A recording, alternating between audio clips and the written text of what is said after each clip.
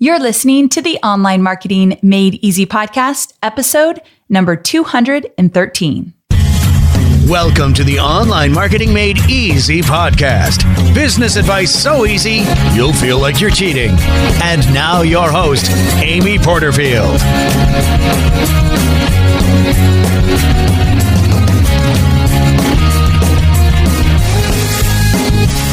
Hey there, welcome back to another episode of the Online Marketing Made Easy podcast. I'm your host, Amy Porterfield, and this episode is gonna be awkward. I mean, really awkward. So here's the deal. If this is the first time you've ever listened to my podcast, please do not make this your first episode.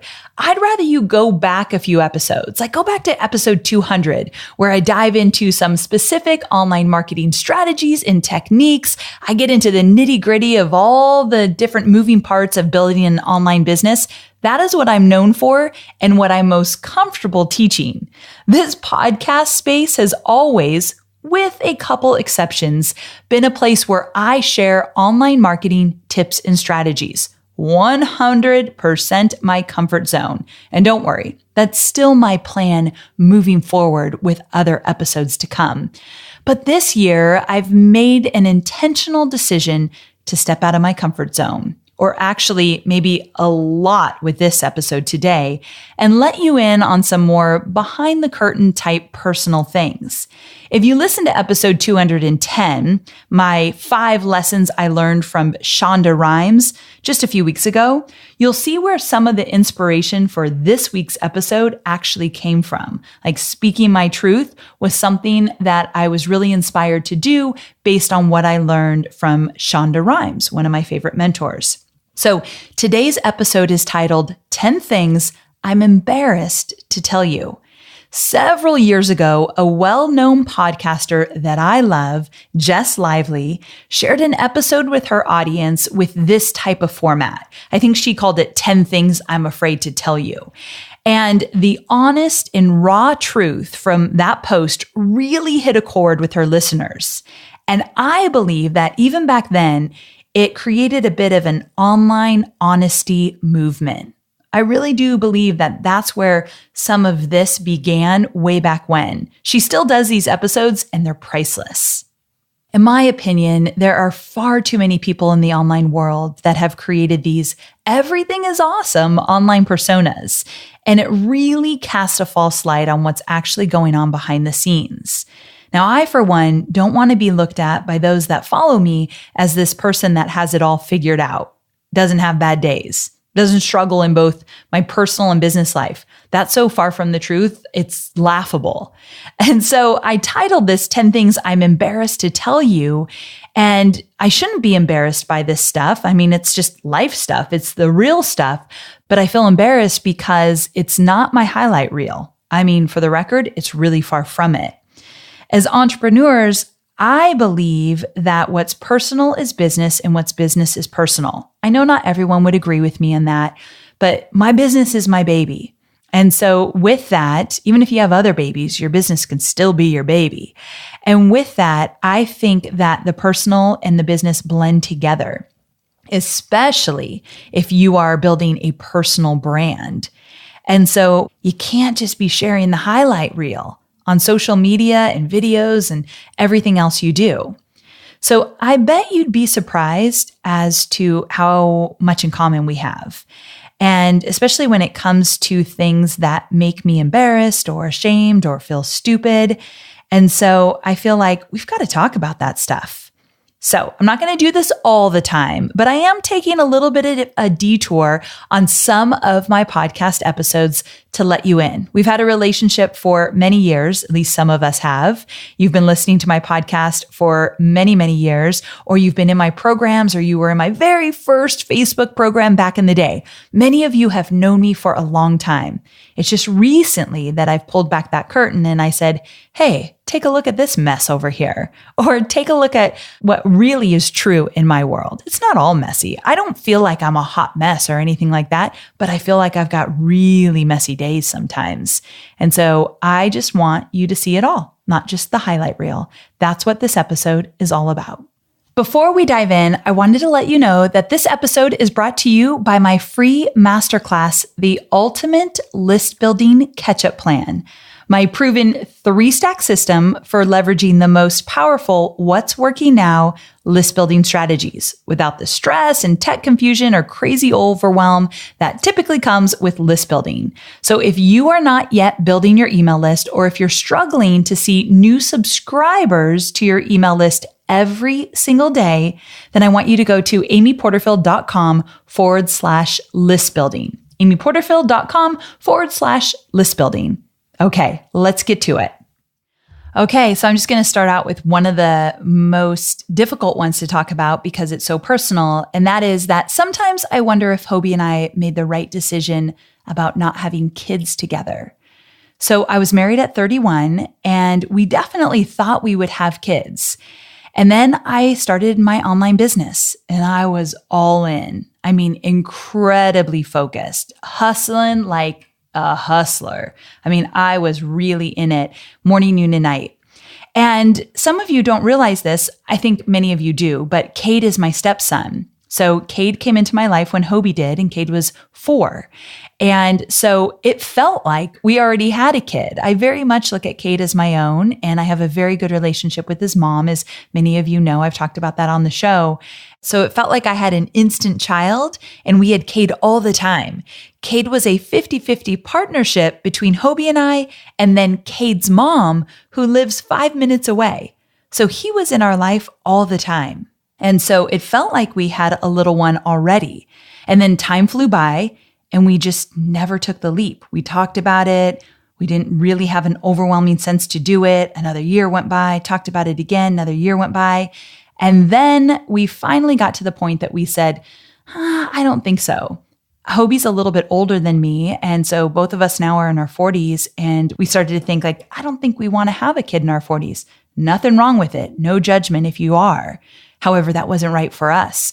So about 3 years ago, I'm 41 years old now. So 3 years ago, Hobie had a vasectomy. Oh my gosh, we're really getting personal now, huh? I don't know if he knows I'm even talking about this on the show. Remember, he doesn't listen. He's never going to know. Sorry, babes. But anyway, I have to tell you that because on our way home from the doctors, after he got this procedure, I started crying in the car, like really crying. And he looked over like, babe, I'm not reversing this. Like, please, what are you crying for? He was like freaking out. Like, I thought this was what we both wanted. Quite honestly, I probably wanted it a little bit more than him. I was a little bit more sure of not having kids than he was. And so he was so confused. And I just said, you know what? I need a moment because now it's real. We've made the decision. We've actually taken a big step to say we're really not having kids. Now it's real. And I had to let all those emotions out on the drive home. And then I was okay. And I really was okay with the decision. And so sometimes I just think, oh my gosh, I hope we made the right decision. But when I say that out loud, there is this little voice in me saying, you did. I've never been one of those girls who just couldn't wait to have a family, couldn't wait to have babies. I love babies. If you've got a baby, give me that baby. I want to eat it up. I love children. However, I just never really had this overwhelming sense that I wanted to have my own. So I guess God knew what he was doing bringing Cade into my life because I feel like I do have a son. It's not the same, I know, but I feel like he's a huge part of my life. And we made the decision not to have a baby. And I hope it was the right one. I mean, heck, I might be 50 and adopting. You never know. I seriously doubt it, but never say never. I feel good with the decision, but I always have those little thoughts that creep in. So there you have it. Number 2, remember we've got 10 of these. We got to hurry this along because I'm like sweating of awkwardness right now. Number 2, this is a work one. So I mixed up the personal and the work stuff. I work well under pressure. So sometimes I let myself wait to the very last minute to finish something because that feels okay to me. I know I'll get it done. Like I'm a champ in the last hour. However, this causes tremendous stress for my team. And I recently talked about having a bigger team. So now when I have all these full-time employees and they're waiting on me to the last minute to finish something so they can do their job, that causes overwhelming stress for them. And getting even deeper into the truth, I am not so nice to Hobie in those moments. And I hate myself for it. So for example, when I wait to the last minute to finish my webinar slides, something I teach all of you not to do. So this is something once in a while I've done. I'm not proud of it. Remember, this is the truth episode. It's not my norm, but it happens. And I'm working on these slides at the last minute during a launch, which is stressful in itself. I am so snappy at Hobie. Like the guy can't even look at me one way where I'm not on his case about something. And that makes for a terrible experience. He's a champ about it because he knows all the emotions of the last minute work during a launch, but it's not fair to him. And so me waiting to the last minute because I know I could work like a champ in those moments really is unfair to my team. And I'm embarrassed by it because I teach getting things done in advance. And I'd say 80% of the time I walk the talk, but there's that 20% of the time I let it slide and I think I'm going to be just fine. And I look at the destruction I leave around me and I realize you're a jerk, Amy. Get it together. Don't do this. Number 3. Let's just stop this now because I don't even want to talk about number 3.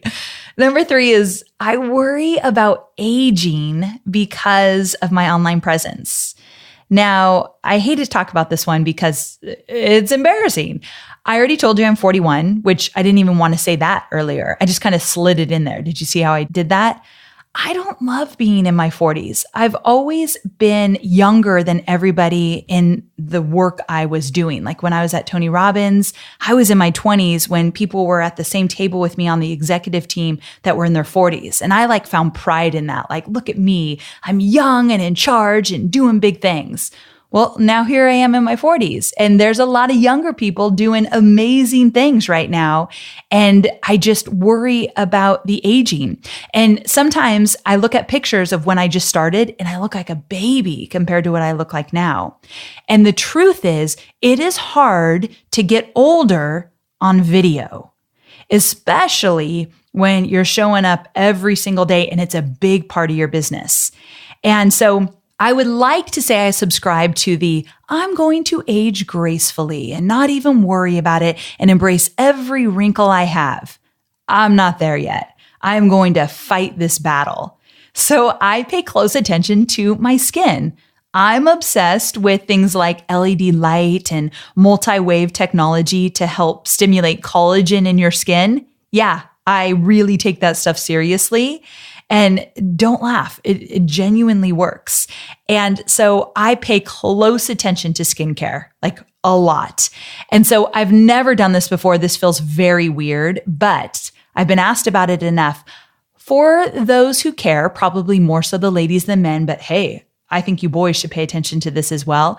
I'm going to list some skincare regimen type things that I swear by in the show notes. I'm just going to list them. Now, no laughing or thinking like, Amy, who do you think you are? You're not an expert in skincare. Oh, I am far from it. However, I study this stuff a lot and it works for me. Like there's some things that are literally working so well in terms of anti-aging and skincare. And I get a lot of compliments about my skin on video. So it's got to be working, right? I'm going to fight this aging battle. I am. One day I might just say, who cares anymore? But it ain't happening right now. So anyway, I'll let you look at the list if you want. Okay, let's move on from that one. Number 4, we're back to a work one. I sometimes don't like to tell you that I use a copywriter. Now, you all know I do. I've talked about my amazing copywriters, Rye and Tarzan. I use 2 different ones. However, when I say it in the back of my mind, I think, I don't want to tell them this. And the reason for that is I'm afraid that if you hear I use a copywriter, you're going to think that everything you read, my emails, my sales pages, my social media, all of it, you're going to think, well, that's not really Amy talking. And then if you think that, you're not going to feel a true connection with me. And if you don't feel a true connection with me, you're not going to want to be a part of my tribe and buy my programs and dive into my content and all that stuff that I do. So my fear is that you will not feel connected to me. Now, what I do want to tell you, since we're just talking about this topic, is that I have a really close relationship with my copywriters. This is maybe something you can take away from this as well. I literally text Rye and Tarzan independently about funny things that happen in the day and stuff we like to talk about, and we're in contact a lot. I actually consider both of them my really good friends. It didn't start out that way. We were just coworkers, if you could call it that. But I made it my mission, and I think so did they, to get really close so they knew me. They know how I talk. They know how I think. They know my little quirks. So that all comes out in the writing. So the truth is, when you read anything from Rai or Tarzan, it really is coming from me. They have become an extension of me throughout all of their copywriting processes and what they've put into place in terms of knowing me before they write. And so that is the truth. But I do worry about that when you hear that I have copywriters. All right, number 5. We're mixing up the personal and the business. We're going back to personal. I don't always love being the one in the relationship that makes the most money. It's way too much pressure sometimes, and it's a weird shift in our relationship. And Hobie doesn't love it either. So we talked about this in episode 161. So if you've already listened to the episode called Love in Business, How to Make It Work, Hobie and I were very open about this. And he talked about the fact that it's not his favorite thing ever. And here's the deal. This is actually kind of a sexist conversation because I grew up in a household where the dad went to work and the mom stayed home. And the dad controlled all of the finances. He worked more, we had more. He worked less, we had less. And he was the dictator of how we spent the money. And I grew up thinking that is exactly how it is meant to be. And then I look at my marriage and it looks dramatically different. First of all, I don't control the finances. Hobie doesn't control the finances. We do that together. But I make a whole lot more money than my husband. And if I'm being really honest with you, the embarrassing part is sometimes I wish that he made more money so that I could take a break. And we've built a lifestyle around our money. Now we're very careful with it and we don't overspend and we don't live beyond our means. But if I stop making money, we would definitely have to change our lifestyle because we've built our lifestyle around my income and his income. And so sometimes I think maybe I just want to take a break. Now, here's the crazy part, the part I'm most embarrassed about. I don't want to take a break. If you said, okay, Amy, I'm going to wave a magic wand, Hobie makes more money than you, I'd be like, wait, maybe not. Maybe I don't want you to do that. Like, I want to make my money. It's just I want the choice to step back if I want to, and I don't necessarily have that. And so I sound like a idiot saying this. Like, I feel weird saying all of this to you because it makes no sense. I want to make the money, but I don't want to have to make the money. There it is. So there is that weird dynamic. We work through it. We talk about it a lot. It was a way bigger issue in the beginning when it happened. It's been going on for many years now, so it's not really a thing as much anymore, but I wanted to be open about that one. Number 6, we're moving on. I am somewhat embarrassed by the fact that I am a fierce competitor. So I want to be at the top of the charts of iTunes. I want to be the number 1 affiliate in launches that I do. I just want to win to the point that it's more my ego than anything else. So I really push myself or I really push my team because I just want to win the race. And with that, that means I'm comparing myself to other people that are so-called in the race. Like, they might not even think they're my competitor, but I'm comparing myself to where they're at and where I'm at. And you know that I've talked about this one before. Comparing yourself to other people is really the worst thing you can do. And it slows you down, it messes up your mental game, and it does no good for anybody. So I have to really check my ego at the door. And I was trying to get up in the charts on iTunes for a while. Like, I wanted to boost myself up even higher. And I had to realize, wait, why am I doing this? Now, there's benefits of being up in the iTunes charts, definitely, but my downloads increase every single month. So whether the algorithm is sending me up those charts or not, I look at my real numbers, just mine, nobody else's, and I'm doing really well. But my ego is just pulling me back to that dang chart. And I feel like that just takes all the fun out of it. We're trying to have fun here as well, right? And so my competitive spirit can just suck the fun out of everything. So I have to be very careful of it. And that's why I told you guys about this in another episode. I listened to that podcast called Making Oprah, and I fell in love with Oprah's philosophy of putting blinders on and running your own race. And I have to be intentional about that. And I tell myself that, and I remind my team. But really, it starts with me as the visionary of this business. Put those blinders on, Amy. Get off of that crazy cycle of trying to beat everyone and be competitive. It's not going to get me anywhere. So I'm embarrassed to even admit that I'm that competitive, but it's in my blood. So anyway, okay, moving on to number 7. That last one was a little bit about business, right? Now we're back to the personal stuff, which is definitely more difficult. So here it is. Growing up, I was always afraid of my dad. He was strict and stern, and he expected more out of me than I thought was fair. I love him dearly. To this day, I could call him up right now and we'd have a great conversation. He's mellowed out a lot. Funny how that happens with age, right? But he was hard on me. And for some reason, I took it a lot harder than my sister. We're only 2 years apart, and she doesn't seem to be as affected by it as I am. I think I'm just more sensitive than her. And so my childhood experiences definitely put me at a distance with my dad as I was growing up. So we haven't always been incredibly close, although I love him dearly. So I think I still have hard feelings about some of my childhood experiences and some things that happened with my dad. And I actually last summer went through an intensive therapy called EMDR. I won't get into it. For those of you who know it, you probably realize how powerful it can be. But I'm going to link to it in the show notes. And I'm going to link to the doctor that I went to, Dr. Michaela. If you guys listen to James Wedmore's podcast, he actually had Dr. Michaela on the show.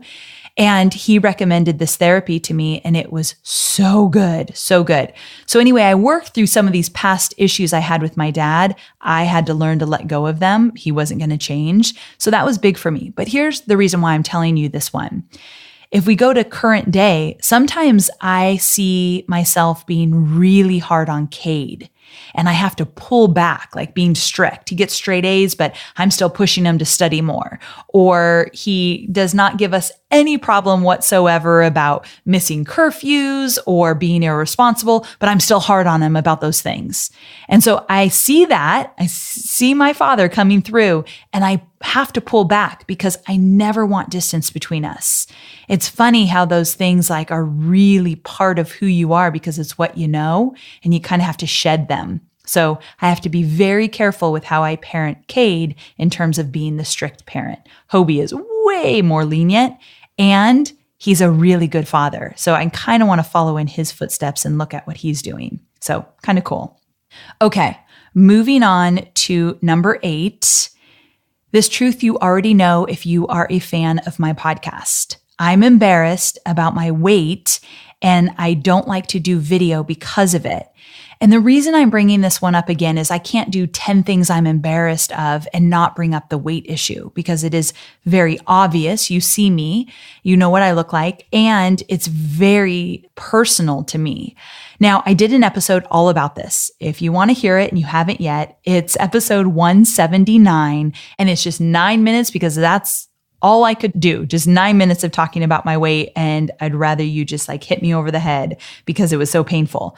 But I wanted to bring it up because I know many of you struggle with how you look or how you feel on video or your online presence. And I wanted to say, look, I'm going to do this. I'm going to keep showing up. I want you to keep showing up. And I wanted to give you a quick update. I've been making some great progress around learning to love myself more, moving my body more, fueling my body in a way that works better for me. And so I feel like things are really starting to move forward. Not huge progress yet, slow and steady. So I'm going to keep sharing with you, and I'll share some details about what I'm doing to get healthier when I know for a fact I'm sticking with them. I don't like to report anything back to you until I know I'm doing it and it's working for me. It's a little bit too new to talk about. I'm not doing anything crazy. I'm not on a fad diet or anything that I wouldn't do till I'm 80 years old. I just am changing my lifestyle, and it's making me happier and I feel better. So I just wanted to share that with you. We are seeing some progress over here, but still, the weight is here. I'm still embarrassed to do video. I don't like to get in front of stage and everyone look at me because of the weight. And that holds me back. And I hate that. So that is something that I'm changing. Number 9. Oh my gosh, we're almost done. I hope you're liking this episode because I'm like in a puddle of sweat right now. I like to share this stuff with you, but I also don't want you to judge me or think less of me or think, whoa, I thought this girl had it together and she is a little bit messy over there. So I hope you are listening to this with a lot of love and compassion for me, because I promise if you put out your 10 things, I'll do the same for you. So number 9.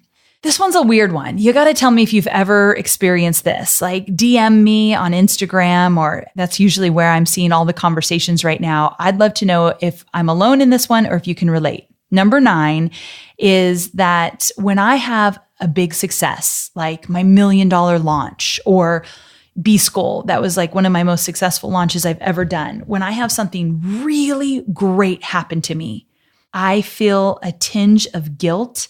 And I struggle with it, and I fear that the success is going to be taken from me. That's deep, right? Don't be too worried for me. This is getting better. It used to be horrific like years ago, where I had a big success and there was like 5 days of being in the dumps and feeling scared and guilty of my success. I don't deserve it. That used to be very big for me. But I bring this one up now. It's funny. It's easier to bring things up when you see a light at the end of the tunnel. And my commitment to you is not to always have the light at the end of the tunnel. I want to share some things with you while I'm in it, if I have some value to add. But with this one, I have seen a light at the end of the tunnel. So recently we had that big B-School launch. It was hugely successful. And I had that tinge of guilt happen and that kind of darkness that comes over me where I felt like, oh, I don't know if I really deserve this. What if it gets taken away from me? I don't know how it would get taken away from me, but like if something good happens, I think something bad's going to happen. So I had that feeling come over me, but I have tools now that I know, wait a second, I can shift this. I know what to do. So I start telling myself what is true, what is real. I start reminding myself that I worked really hard for this and that I deserve it. And even if I didn't work really hard for it, I still deserve it because I am who I am. And so there's so many emotions that come with that success that I have to really say, wait a second, Amy, this is yours. You did this and you can enjoy it and you really have fun with it. And now that I have a team, it's funny. You know that when you become a parent, obviously I've never become an actual biological parent, but I know when my friends have become a parent for the first time, they start to look at life differently. This is going to be so overly dramatic. I don't mean it to be, but now that I have a team, I look at myself differently and I think, well, how am I coming across to this team? I don't want them not to enjoy these huge successes. I don't want them to feel my guilt or tinge of like, oh no, something good happened, something bad's going to happen. Like that's crazy town. And so I really worked on it this last time. And that feeling of that guilt or whatever you call it, it went away quickly this last time. And I thought, okay, I'm getting this under control. This is awesome. I'm seeing progress, not perfection. So anyway, that's a weird thing that happens to me. And I just wanted to share it with you because I thought maybe some of you have ever felt that way before. Number 10, we're in the home stretch. I'm so excited. This one is more of a work one. And I'm embarrassed to talk about this one because it really shouldn't be happening. And that is, I struggle with letting go even though I have an awesome team. A perfect example of this is that I still see every single email that goes out. Now, to take that one step further, I might have already reviewed the email once, but right before it goes out, I still see it again. And the reason I justify this in my head is that, this email is coming from me. It's in my own voice. It is my stories and things that I'm teaching. It's got to be perfect. Obviously, we know that is not true. It does not need to be perfect. And it really comes back to me just wanting to control everything. And now that I have this team, I talked about that in episode number 208, if you missed it. But now that I have this team, I want them to feel empowered. And I don't want them to be afraid of making mistakes. And so I think that as long as I hold on tight and have to see every email that goes out and I have to be, have my hands in everything, they're never going to feel like they own it. And also they're going to be really afraid to make a mistake because I'm hovering over them saying, don't make a mistake. So I've got to give them grace. So this is something that I'm very aware of right now because the team just got bigger and I'm still holding on. So I've got to let go. So I'm embarrassed that I hold on so tight and that I still see everything that goes out and I don't need to because I've got this awesome team. But I'm praying that with time, I start to let that go just a little bit and then a lot. Baby steps, my friend. So there you have it, a bit of me bearing my soul.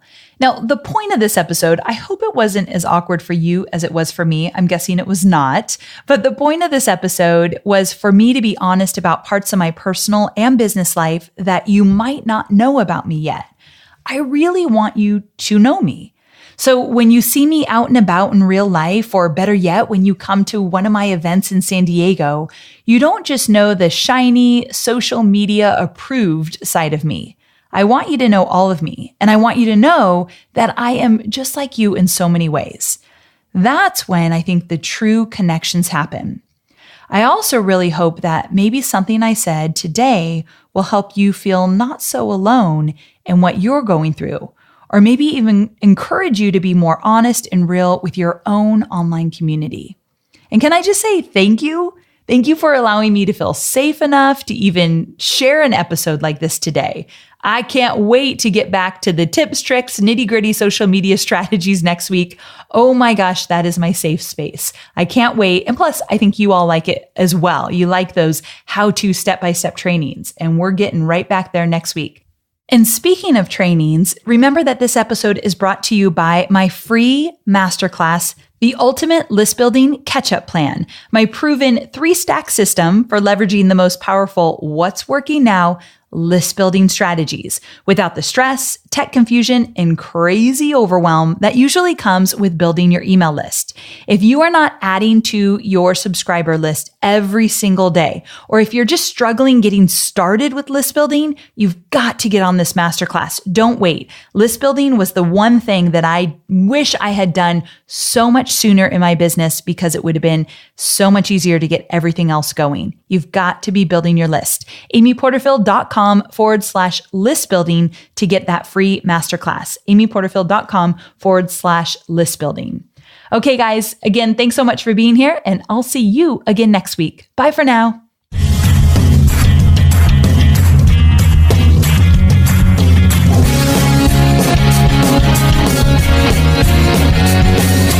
Thanks for listening to the Online Marketing Made Easy podcast at www.amyporterfield.com.